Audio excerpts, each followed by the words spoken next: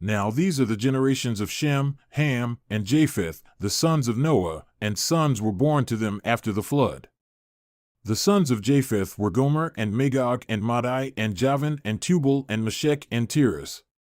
The sons of Gomer were Ashkenaz and Riphath and Togarmah. The sons of Javan were Elisha and Tarshish, Kittim and Dodanim. From these the coastlands of the nations were separated into their lands, every one according to his tongue, according to their families, into their nations. The sons of Ham were Cush and Mizraim and Put in Canaan. The sons of Cush were Seba and Havilah and Sabta and Ramah and Sabteka, and the sons of Ramah were Sheba and Dedan. Now Cush was the father of Nimrod. He began to be a mighty one on the earth. He was a mighty hunter before Yahweh, therefore it is said, like Nimrod a mighty hunter before Yahweh. The beginning of his kingdom was Babel and Erech and Akkad and Calneh, in the land of Shinar. From that land he went out to Assyria and built Nineveh and Rehoboth and Calah, and Rezin between Nineveh and Calah, that is the great city. Mizraim was the father of Ludim and Anamim and Lehabim and Naphtuhim and Pathrusim and Casluhim, from whom came the Philistines, and Caphtorim. Canaan was the father of Sidon, his firstborn, and Heth and the Jebusite and the Amorite and the Girgashite and the Hivite and the Arkite and the Sinite and the Arvadite and the Zimrite and the Hamathite, and afterward the families of the Canaanite were scattered. The border of the Canaanite extended from Sidon as you go toward Gerar, as far as Gaza, as you go toward Sodom and Gomorrah and Admah and Zeboim, as far as Lasha. These are the sons of Ham, according to their families, according to their tongues, by their lands, by their nations. Also to Shem, the father of all the children of Eber, and the older brother of Japheth, children were born. The sons of Shem were Elam and Ashur and Arpachshad and Lud and Aram. The sons of Aram were Uz and Hul and Gither and Mash. Arpachshad was the father of Shelah, and Shelah was the father of Eber. Now 2 sons were born to Eber. The name of the one was Peleg, for in his days the earth was divided, and his brother's name was Joktan. And Joktan was the father of Almodad and Sheleph and Hazarmaveth and Jerah and Hadaram and Uzal and Diklah and Obal and Abimael and Sheba and Ophir and Havilah and Jobab. All these were the sons of Joktan. Now their settlement extended from Mesha as you go toward Sephar, the hill country of the east. These are the sons of Shem, according to their families, according to their tongues, by their lands, according to their nations. These are the families of the sons of Noah, according to their generations, by their nations, and out of these the nations were separated on the earth after the flood.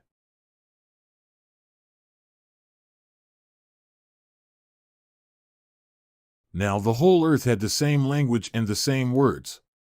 And it happened as they journeyed east, that they found a plain in the land of Shinar and settled there. Then they said to one another, Come, let us make bricks and burn them thoroughly. And they had brick for stone, and they had tar for mortar. And they said, Come, let us build for ourselves a city, and a tower whose top will reach into heaven, and let us make for ourselves a name, lest we be scattered over the face of the whole earth. Then Yahweh came down to see the city and the tower which the sons of men had built. And Yahweh said, Behold, they are one people, and they all have the same language. And this is what they have begun to do. So now nothing which they purpose to do will be impossible for them.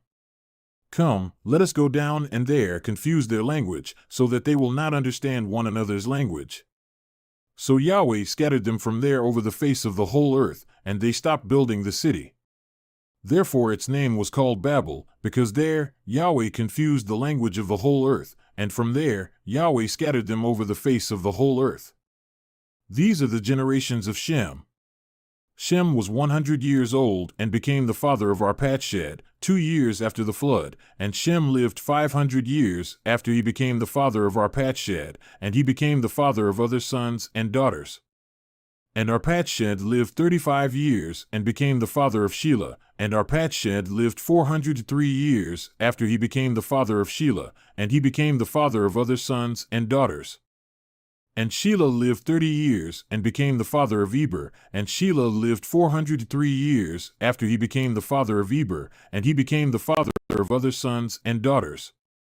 And Eber lived 34 years, and became the father of Peleg. And Eber lived 430 years after he became the father of Peleg, and he became the father of other sons and daughters.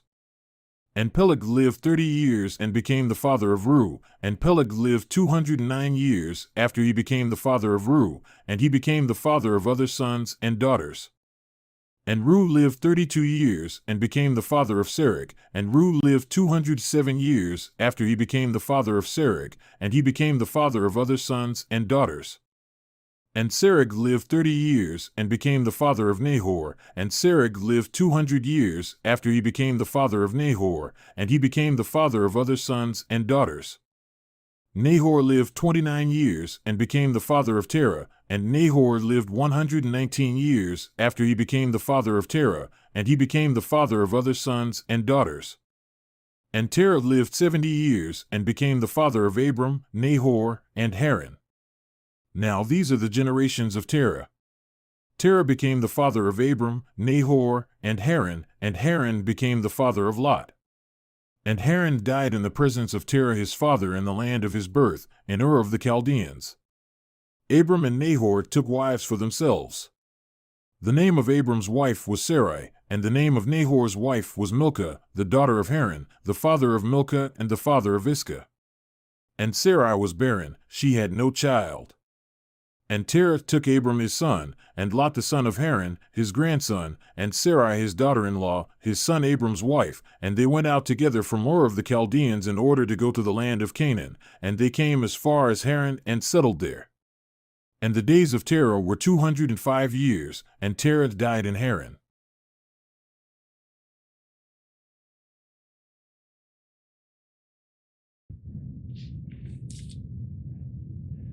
This week's message is titled, The Contest of the Gods, Part 1. And as we get to the end of our series in Genesis, we're going to wrap up with 2 sermons to finish out the first 11 chapters of Genesis, and then move on to another series. And an interesting fact, we're actually going to go over the same verses for both sermons for today and next week, and let me explain why. Remember my first sermon that I preached in Genesis, I pointed to the fact that everything in the Bible stems from just 2 words. And in 2 words, we get the English translation of, in the beginning, God. The rest of verse 1 in Genesis chapter 1 stems off of those 2 words. And the rest of chapter 1 stems off of verse 1, and the rest of Genesis stems off of chapter 1. And now as we come to chapters 10 and 11, this is setting the tone for literally the entire rest of the Bible. Now let me set these chapters up a little bit. Remember that God has always been. He is eternal. And as he created the heavens and earth, at some point a group of angels, including Satan, rebelled and were cast out of heaven. So in that you have the first war. The war between the holy God and fallen angels. Then one of those angels tempted God's creation of Adam and Eve. But here's the point to note. The fall of Adam and Eve created not one additional war, but infinite wars. Understand, when Adam and Eve fell, their offspring will be at war with God first. And their offspring will also too desire to be their own gods, meaning deciding for themselves what is good and evil.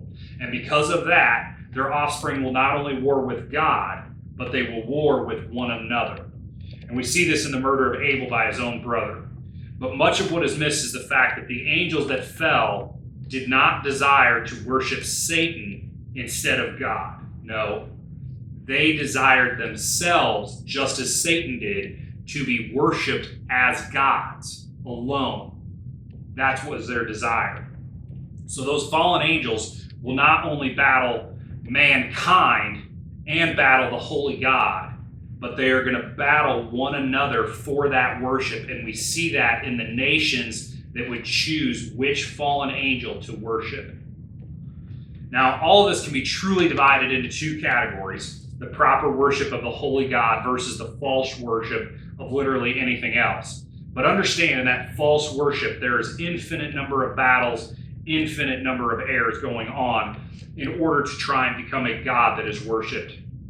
And if you've ever heard or never learned, when you're doing proper exegesis of any scripture, one of the key features you need to utilize is looking at all of the scriptures that tie to that verse that you're looking into. If you're on the Old Testament, you want to see the Psalms that were written directly during the time of that text. You want to look at what judge, king, or prophet had to say about that specific text. And lastly, then you want to look at the New Testament writers had to say about those verses that you're looking at, specifically in the New Testament. And the same goes in reverse for if you're studying something in the New Testament.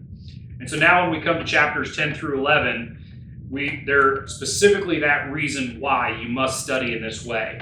And because of the exegesis of these chapters and the entirety of the Bible, that's why the message is titled The Contest of the Gods, lowercase g.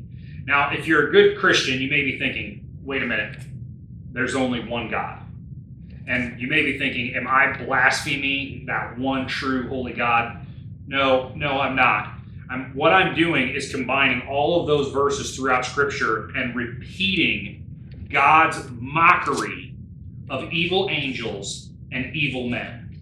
This is how the rest of the Old Testament plays out through the next how many ever chapters. And so it's as if God is saying to these evil groups, you think you are gods, lowercase g, and you desire to be worshipped?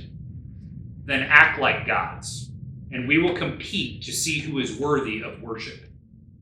And then the end of that, God says, thus says Yahweh, the God of Israel, from ancient times your fathers lived beyond the river, namely Terah, the father of Abraham and the father of Nahor, and they served other gods. Then I took your father Abraham from beyond the river and led him through the land of Canaan and multiplied his seed and gave him Isaac. Joshua 24, 2 through 3.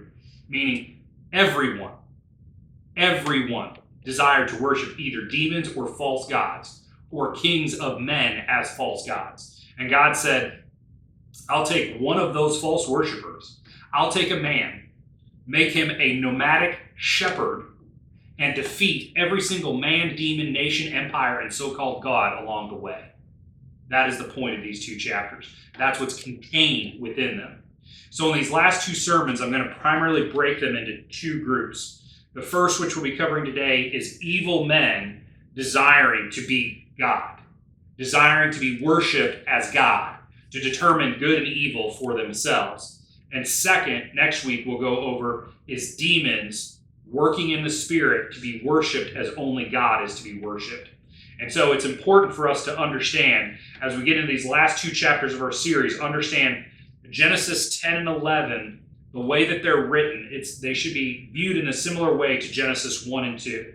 In Genesis 1, we get a chronological overview of the creation week, where Genesis 2 focus on a specific detail, specifically the creation of man and woman on the sixth day. Now, Genesis 10 is an overview of the descendants of Noah, the three sons that moved away from each other according to their family groups and languages. We see this in Genesis 10:5. From these coastlands of the nations were separated their lands, for everyone according to his tongue, according to their families, into their nations. Genesis 11 gives us a detailed account of the Tower of Babel and the confusion of the languages that caused the dispersion in chapter 10. So that's why there's a little bit of back and forth. So we actually need to begin in chapter 11 to get a better understanding of chapter 10. So chapter 11 begins, now the whole earth had the same language, the same words, and it happened as they journeyed east, they found a plain in the land of Shinar and settled there. And they said to one another, come, let us make bricks and burn them thoroughly. And they had brick for stone, and they had tar for mortar. And they said, come, let us build for ourselves a city and a tower whose top will reach into heaven, and let us make for ourselves a name, lest we be scattered over the face of the whole earth. Okay, according to biblical tradition, the common language among all human beings prior to the Tower of Babel has been referred to as the Adamic or Adamic language, meaning after Adam himself. And this language would have been spoken by the first human beings, all those that descended after Adam all the way up to this point. And using Ussher's chronology, we date the flood at 2348 BC, and the event at Babel would have been around 2242 BC. This would mean that Babel occurred roughly 100 years after the flood. By then, based on the lists in Genesis 10, and assumingly if you had reasonable families from each one of these generations, it would be easy to consider there's probably around 1,000 people of population on the earth at this point. Of those 1,000 individuals, one is specifically named in these 2 chapters. And in the Bible, in just 7 verses, it makes the mention of the name of Nimrod, revealing little explicitly about him. We know that he was a mighty warrior, the son of Cush, the great-grandson of Noah. However, countless legends and narratives have emerged around this monstrous figure. Now, known as Nimrod in Hebrew, Nimrod in Aramaic, Nimrud in Arabic, as a biblical figure mentioned in both Genesis and Chronicles. And he appears in 3 passages, and with most detailed account found in Genesis 10, verses 8 through 12. Now, Cush was the father of Nimrod. He began a mighty one on the earth. He was mighty hunter before Yahweh. Therefore it is said, like Nimrod, a mighty hunter before Yahweh. The beginning of his kingdom was Babel, and Erech, and Akkad, and Calneh, and the land of Shinar. From that land went out to Assyria, and built Nineveh, and Rehoboth, and Kalel, and Rezin between Nineveh and Kalel, and this great city. But understand, all of this context of the time is after the Great Flood. Humanity's first attempts to create order in that post-flood era is chaos. And so you have a fertile land between the Tigris and Euphrates rivers that promise prosperity. You also have, though, new dangers. Okay, remember the animals that just came to Noah? They're now not so nice, okay, in the land. And so you have all these wild animals, and they threaten that peaceful group of people. And so you have Nimrod, the mighty hunter, and he stood out as a protector and provider in an almost mythological creation who dominated and united the people against natural threats. His influence was so vast that even today his name evokes stories of bravery and power. And his reign consolidated in strength and hunting power, yes, but it's really emblematic in the human ability for that security and safety in social structure. And under his leadership, the first organized societies emerged, along with the concept of a unified kingdom under a monarch. Nimrod's legacy goes beyond physical strength, but his ability in leading people and establishing nations and kingdoms, and that's just a testament to his vision. Under his command and leadership, fortified cities arose, providing refuge, prosperity, and protection in the shadows of their towering walls. So understand, as a living people in that day, why settle for dispersion when you can have unity, safety, and collectivism can be achieved easily? That was Nimrod's philosophy. He not only proposed but executed the construction of the fortress, not just as a means of protective means, but as a symbol of a kingdom seeking something beyond just survival. However, the Bible immortalizes Nimrod not only as the architect of cities, but as the architect and evil founder of the Tower of Babel itself, challenging God himself. It's an act of outrageous audacity that resonates to this day. In a time when the world is still recovering from the ravages of a cataclysmic flood, Nimrod emerges as a monument to human resilience and unifying evil. And this comes from the proper understanding of the translation of verse 9 in chapter 10. He was a mighty hunter before Yahweh. Therefore it is said, like Nimrod, a mighty hunter before Yahweh. That term, mighty hunter, is not as nice as it seems. Now, to give you an idea of what it means in our language, in our day, what we would understand it, the comparison would be Hitler, a mighty hunter of the Jew before the Lord. This term in this text is specific to a tyrannical leader. And so from 1010 through 12, we know Nimrod's reign encompassed cities as Babel, the one which the tower was formed, Erech, also known as Uruk, Akkad, and Calneh. And from that land went out to Assyria and built Nineveh, Rehoboth, Kalel, and Rezin between Nineveh and Kalel is that of the great city, which all of them become icons of progressivism, meaning mighty cities, but in turn, paradoxically, moral decay. These cities, marked by idolatrous practices, reflect human complexity and the clash between faith and ambition. Biblical accounts draw an intriguing parallel between Nimrod's cities and the early foundations of Cain's lineage before the flood. And the whole point of this narrative is to demonstrate all the rebellious nations that would later be described throughout the rest of the Old Testament. We are all led by all of those old nations as they became, even after Babel and Nimrod still alive, all led by the same rebellious king opposed to God. While Nimrod's not explicitly credited as the founder of these cities, he is described as the ruler over them all. And in the dark pages of history, he's often regarded as the prototype of the Antichrist, embodying the desire to be worshipped as Christ the Messiah. And remember, the reason for the original flood, as recalled in Genesis, was human wickedness and rebellion. And by proceeding with the tower's construction, Nimrod continues this legacy of disobedience, denying the divine authority of God and persuading his people that they themselves can be gods by building their way to heaven. Josephus, an ancient historian who wrote his Antiquities of the Jews, Book 1, Chapter 4, it is believed, this is from that writing, it is believed that the construction of the Tower of Babel likely began under the leadership of Nimrod. He, Nimrod, also said that he would be revenged on God if he should have a mind to drown the world again, for that he would build a tower too high for the waters to be able to reach, that he would avenge himself on God for destroying their forefathers.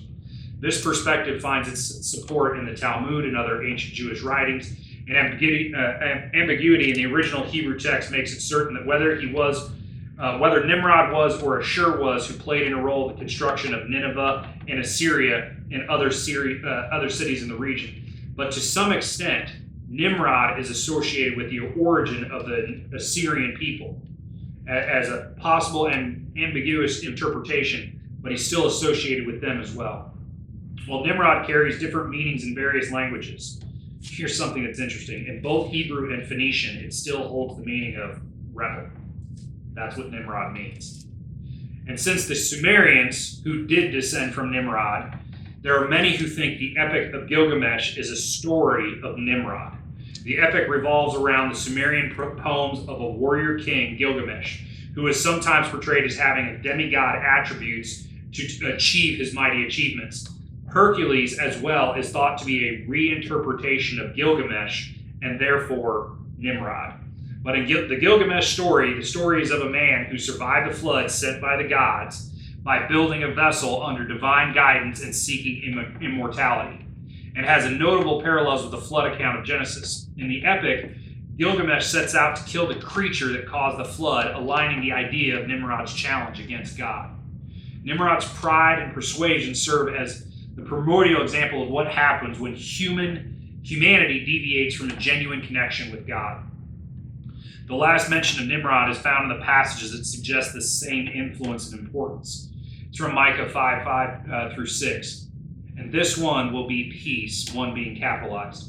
When the Assyrians enter our land, when he treads on our citadels, then we will rise against him 7 shepherds and 8 princes of men. And they will shepherd the land of Assyria with the sword, and the land of Nimrod at its entrances. And he, capital He, will deliver us from the Assyrians, which he enters in our land when he treads with our borders. And so Nimrod here is depicted versus God himself. And the one, meaning God, will return them to peace from attack. The Assyrians, or descendants of Nimrod, are chaos, causing the destruction. He, meaning God, will deliver his people from the evil Assyrians, Nimrod's people. And it was in this context in chapter 10 that the first king, approximately 100 years after the flood, comes into light. The kingdom of Nimrod encompasses cities such as Babel, Erech, Akkad, Calneh, and the land of Shinar, and is reported in Genesis 10 and verse 10. Nimrod, therefore, is considered the principal leader of the Hamites, and indeed the most prominent leader at this time. And so bringing together these two chapters, understand what is being brought together is these two stories. The story of the Tower of Babel, the rebellious people under God and against God, and the story of Nimrod, the tyrannical, rebellious leader of this event and against God. And so, like the term gopher wood used earlier in Genesis by Moses, Moses doesn't need to explain what tree gopher wood is because everyone reading at that time knew what it was. And so we don't have a detailed connection between this rebellious ruler and the building of the tower because everyone reading it at that time understood Nimrod was the one who gathered the descendants of Noah into a single location, specifically the land of Shinar, which corresponds to Babylon. Babylon is depicted as a mighty city throughout Scripture, and it was frequently used by God to judgment on other nations. In Revelation 17, Babylon is called Babylon the Great, similar to Nimrod the mighty hunter. The Bible describes Babylon as a city of evil and confusion, symbolizes the wickedness of the world, and this city was founded by Nimrod. And it was known for its pride and rebellion, and its inhabitants worshiping false gods, which led to a decline not only from a false singular god, but eventually to polytheism of multiple false gods. Nimrod either managed to unite everyone or most everyone at this time. And God desired people to spread out to inhabit the different parts of the earth and multiply. Nimrod's rebellion challenged this will, positioning itself in opposition to the expansion of humanity. And the climax of the Tower of Babel reveals a God who intervenes to thwart evil human plans. And the confusion of language imposed by God is not simply a punishment. Understand that. It's not a simple punishment. It's a course correction. The demonstration that no human project, however grand or holy it may seem, can prevail over the true holiness of God. And the dispersion of languages and peoples is a potent reminder of God's gracious sovereignty over all things. Even when we are trying to go the wrong direction, God's sovereignty will push that direction back the right way. And the true human prosperity and joy lies in the ability to live as worshipers of that one true God, rather than trying to overthrow or supplant God. And according to this narrative, the confusion of languages occurred as a direct consequence of this Tower of Babel endeavor, resulting in the linguistic diversity among humanity than we've ever seen. But I want you to understand the archetype of Nimrod. He's not only a real man who lived, because he did live, but he's an example of ungodly rulers of every single form. In chapter 9, God had told Noah's family to be fruitful and multiply and fill the earth. And what you have going on at the time of the Tower of Babel is people decide they didn't want to disperse over the earth. So they gathered together to build a city with a great tower because they knew they were defying God's order. They knew that. And the whole point of this tower is to first declare to God, we can do whatever we want. But secondly, declare themselves as God, because they are deciding right from wrong. Understand the term God and its implications. In the beginning, God created the heavens and the earth, Genesis 1:1. Meaning, what that means, what God means, there is no one above him. Understand what I'm trying to pull apart here. The true God declares he is above everything and everyone. But the same thing goes for the false god as well. They're declaring the same thing. They declare they are above anything and everything. And if it's not a declaration, it'll be in the form of a denial of the true God. Either way, that same declaration is made. If a husband or father declares or denies there's no God above himself, then that husband or father is declaring himself to be God. If an employer or a business declares or denies there is no God above them, then they are declaring themselves to be God. If a government, a kingdom, or a nation declares or denies there is no God above them, then that government, kingdom, or nation is declaring themselves to be God. The only thing different from the declaration of the true God from the false God is the fact that no one truly is above the true God. That's truth. Any of us can declare or deny whatever, but that doesn't change what truly is. And right here in chapter 11, 100 years after the flood, how quickly these people must have forgotten the judgment of God and how it had rained literally out in the form of a flood because of man's wickedness. And there seems to be a lot of evidence that many of the pagan religions over the centuries all had their origin from the Tower of Babel.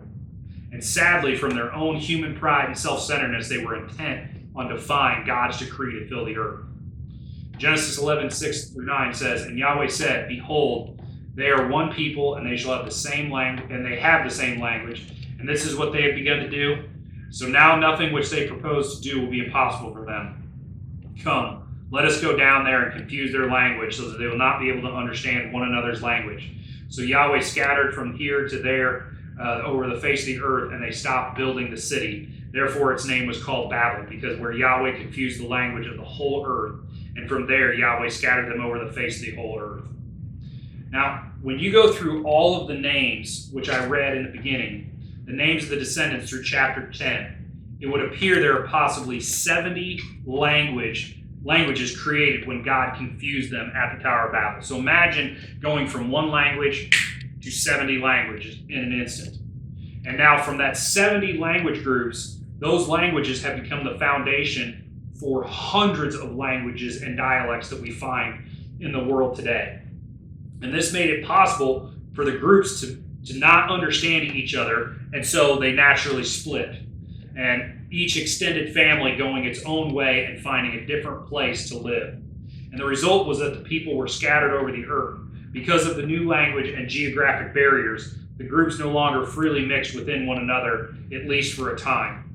And the result was a splitting of the gene pool. And so you end up with different cultures formed, with certain features become predominant within each group. And the characteristics of each become more and more prominent as new generations of children were born. That's just a type of husbandry that we do with animals as well. As things are doing well, you're going to continue seeing the same thing grow out of that.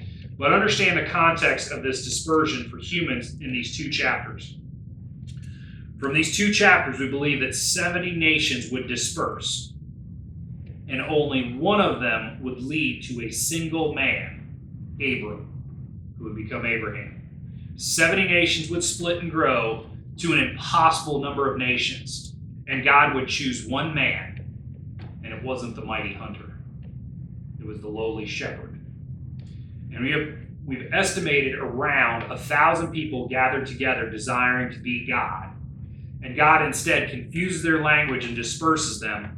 And this is if God is saying, you pick the greatest humans to follow and rule over, and we'll see who comes out on top. And to add a cherry on top, God says, okay, you pick your leaders first. I'll take your leftovers. And Abraham was the leftover. That's what's happening here. Now, as I said earlier, Genesis 10 gives us detailed account of the genealogies as descendants of 3 sons of Noah that spread out from around the world. And so after the Tower of Babel, forming many nations. And so this chapter 10 is also commonly known not only in theology, but also in history and academics as the Table of Nations, or Tablet of Nations. I remember reading years ago that one of the authors, who is an atheist, and he is the writer of almost every single history textbook used in modern day public schools. He made the comment that the accuracy of the Table of Nations is the single greatest piece of historical text of the earliest dispersions of humans. Nothing even comes close to it. And the reason is because what the Bible explains can be traced back to the towns and villages that were early started that tie back to either one of Noah's 3 sons or one of their 70 descendants. And now, the town itself may not be named Ham, Shem, or Jephthah, or one of the children, but what it will happen is something like this. So Ashur in Hebrew means level plain, step, happy, or just. An archaeologist would find a town or settlement in Assyria named Ashur. Or it would be in Assyrian, the town's name would mean level plain, step, happy, or just. And so they can then tie and trace those movements through archaeology to confirm the biblical narrative of where they end up dispersing to. Now, for the descendants that came after the dispersion, we may or may not be able to trace them back any further than the Table of Nations. And that's because if God wiped them from the face of the earth, you may not know anything after that line. Now, of course, the line of Shem is a different story. That can be traced from the Table of Nations to the Messiah with absolute precision. And that's because the line from which Shem is from all the way to the seed has been prophesied. And to prove the Messiah is one of the most important features, if not the most important feature. And understand why. how many of us chose when we would be born?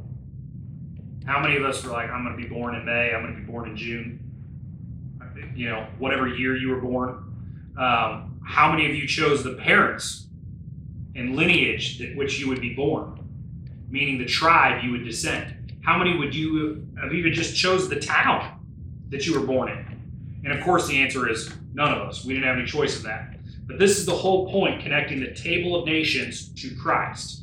He would come from the line of Shem, through the patriarch Abraham, through the tribe of Judah, through the king of David, born in Bethlehem. However, he's a Galilean. Understand, the genealogy of Christ is impossible with men. But God prophesizing that he would be a Galilean born in Bethlehem. That would be like God saying that in my 14th generation from me, my descendant would be a California resident born in Rhode Island.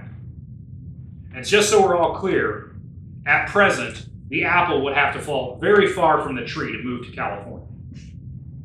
And then be even more stupid to head on vacation clear across the country at full-term pregnancy. But that's what God did, beginning in the garden, and then encompassing the table of nations from our verses today, prophesizing about Christ to come. That's what he did. Now, I want to cover a few of the names mentioned to give you an idea of how this dispersion looked. Through Japheth's lineage, we have his 7 sons and his grandsons. And through the names of Japheth's sons and grandsons, we can decipher the origins of essentially the ancient Europeans. Biblically, the European people are called the Japhite people or the Japheth people. And additionally, linguistically, the European language includes English, German, Russian, Ukrainian, and several others. And so that's all from the Japheth language family. The sons of Japheth were Gomer, Magog, Madai, Javan, Tubal, Meshech, Tiras. The sons of Gomer were Ashkenaz, Riphath, Togarmah. The sons of Javan were Elishash, Tarshish, Kittim, Dodadim. That's all from Genesis 2 through 4. Now, understand, Ashkenaz is an ancestor of the Germanic peoples. What's really interesting is the description is still present amongst Jews to this day. Ashkenazi Jews refers to the region, including Germany and other Germanic regions, as Ashkenazi because of their ancestor of Ashkenaz. Riphath is thought to be the ancestor of all Celtic peoples. Madai refers to the nations settled in the region of Iran, Aryan, and Iranian. And it is a consensus amongst biblical scholars that the genealogy of the nations of Russia and Ukraine are the lands of Gomer and Magog, as Tubal and Meshech are the biblical answers of Russian, Ukrainian, and other Slavic people. Javan, the son of Japheth, is considered to be the ancestor of the Greeks and Macedonian people. Togarmah, who is a grandson of Japheth, is the father of Asians and one of the fathers of indigenous people, meaning Indians, all Asians. So whether you have the natives that would be from the United States or natives that would be from any other country, part of that comes from Togarmah. And we get this not only from Scripture, but DNA tests have shown the genetics of those natives pointed out and found that primary and partially majority of all of them from the Americas and Russia have Togarmah as that ancestor. And this is not only a DNA fact, but it's also then when you look at their appearance, you can tell that they all come from the same line. Ham, on the other hand, in the Bible is always associated with Africa, and in the book of Psalms places him as the ancestor to the ancient Egyptians. So he struck all the firstborn in Egypt, the first of the vigor in the tents of Ham. Psalm 78:51. And it's interesting to note that in antiquity, biblical or rabbinical traditions, the ancient tales of the Jewish peoples and other ancient traditions identified Ham as the ancestors of all African peoples. All interpretations of Ham's children point to African countries, regions of Africa, and all African peoples. And the name Ham itself in Hebrew, Aramaic, and other languages means burned or dark, in reference to their skin tone of his descendants. The text presents Ham's descendants Cush, father of several African peoples, and Mizraim, father of the ancient Egyptians. And it's important to mention that Arabs, Jews, Syrians, and other peoples refer to Egypt as Mizraim in reference to its originator. And then we come to Canaan, the cursed son of Ham, or cursed grandson of Noah that we covered last week. Canaan, as you remember, is the father of the Canaanites, but the distinction I want to make, not the Africans. And that's important. It is essential to understand that Canaan represents a distinct region and people. Now, to wrap all this up, to wrap up the dispersion, the rule of Nimrod, understand all of them. All of the nations that disperse ultimately are men who desire to become gods. God men, if you prefer. Every single nation and peoples I just read for you would all desire and strive to become their own gods. And understand all nations and all peoples will continue to do this. At the end of Genesis 11, the chapter ends with the details concerning Abram, who would be later called Abraham. It's this lineage from Adam to Shem to Abraham, and eventually to the babe in a manger. And through the Messiah promised in Genesis 3:15, he would step into history, all coming back through Shem's line. And that promise is the seed that was promised from the woman to be fulfilled. Christ as the true what? God-man. But the literal history of these first 11 chapters of Genesis are foundational to the rest of the Bible.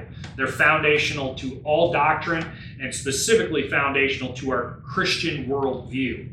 And understand, you can bend the knee to the true God-man, the true King that is Christ of this world here and now. Christ is not just King of churches. He is King of nations. And the nations that repent, proclaim him as Savior and King of the world, are the ones that are blessed with the inheritance of Abraham. But get this, please get this. The nations that dispersed did not want God's man ruling them, nor did they want God himself ruling them.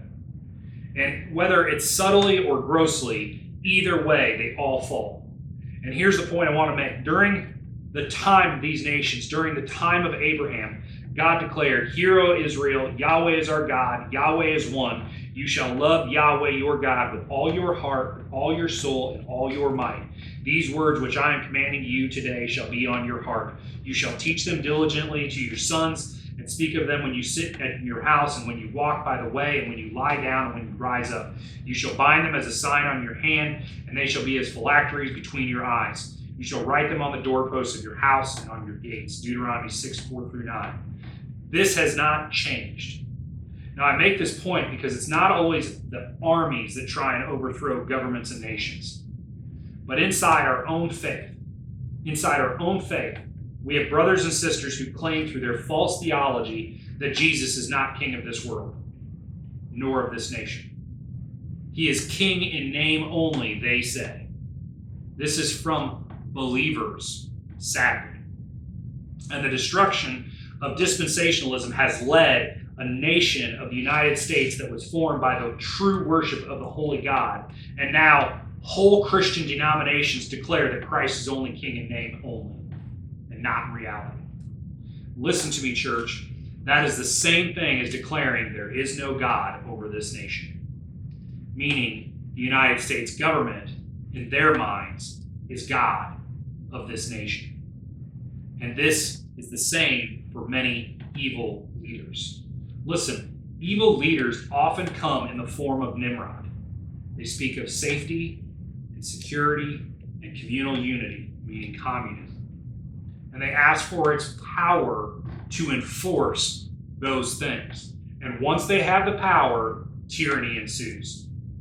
That's not a principle of the first verse of Genesis, nor the chapters we've covered, nor the chapters that will follow. Psalm 2 captures the essence of the whole point that is directed towards every nation that will follow after Christ's death, burial, and resurrection. And it ends with Psalm 2 ends with these two verses, and we will end our sermon today with them as well. Serve Yahweh with fear and rejoice with trembling. Kiss the Son, lest he become angry, and you perish in the way, for his wrath may soon be kindled. How blessed are all who take refuge in him. Psalm 2:11-12.